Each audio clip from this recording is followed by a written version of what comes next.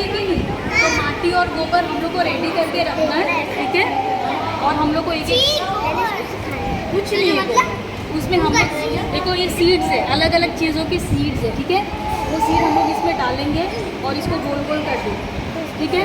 फिर इसको हम लोग सूखने देंगे, सूखने के बाद में ये ऐसा बन जाएगा, देखिए ऐसा बन जाएगा, है ना।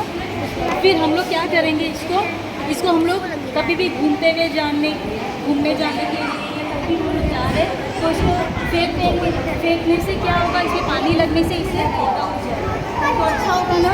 जितना प्लांट्स होगा उतना ज़्यादा ऑक्सीजन होगा ना हम लोग के लिए। तो तुम लोग करोगे? बहुत ईजी है, थोड़ा सा गोबर लेना है, सीड्स डालना है,